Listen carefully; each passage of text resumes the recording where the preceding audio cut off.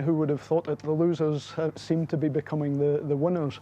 And it seems to be on the back of that popular wave of participation that was engendered during the referendum. Many people have gone and joined the SNP, but also other movements, the Greens as well in Scotland. People got a taste for politics and seem to have liked it. So this wasn't a plan B they always had at the back of their minds? No, I don't think this was a plan B at all. I think this happened from a ground-up basis. The SNP, of course, will be very happy to take some of these activists and members and build, you know, what they see as a new Scotland. But no, I think this was very much a ground-up movement. Kirsten, the other thing to learn from the referendum only 7 months ago is the polls didn't really get it right, perhaps up until right at the last minute. There was a 10% gap, after all, between yes and no. So are the pollsters really getting it right now when they say the SNP will wipe the board here in Scotland? I think they are maybe being slightly over-optimistic. Yeah. But it is clear that there is a big swing away from the Labour heartland towards the SNP for several reasons. One is that the Labour Party has changed quite a lot from the Labour Party that won the 41 seats, and that it's portraying itself very much competing for the middle ground along austerity lines. So there's a bit of a protest vote against that.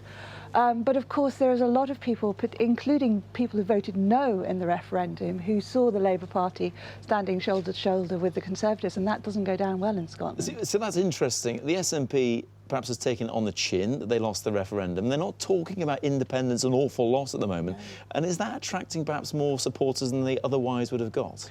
I think definitely. They've attracted some of the grassroots supporters who are kind of quite keen in the way they've kind of repositioned themselves as a social justice party.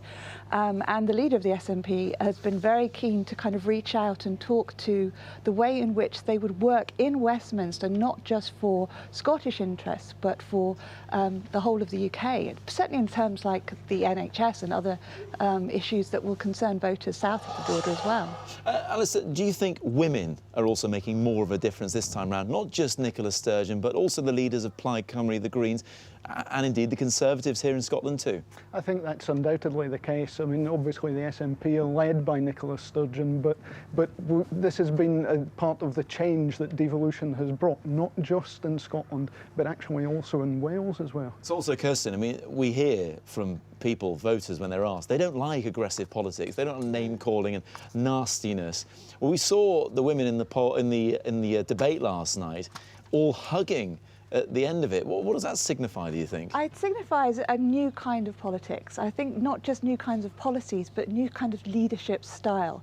People are very turned off by dominant, shouty politicians that are all about shouting each other down and not about the policies. What also was very evident in the leaders' debates was that the women answered questions about the policies rather than trying to attack the other party. Alistair, one final thing. Look, we don't know what's going to happen. The polls seem to be changing quite a lot at the moment. Either side, whether it's Labour or the Conservatives forming some sort of coalition, it's going to be more than just two parties. It's quite possible it could be more than two parties. I mean, we're talking a lot about the SNP and Labour. Of course, both parties have said that they don't want the coalition with each other, but the Liberal Democrats could very much feed into this as well. They could still lose half of their seats and still have a substantial group of parliamentarians. Alistair, Kirsten, many thanks for joining me.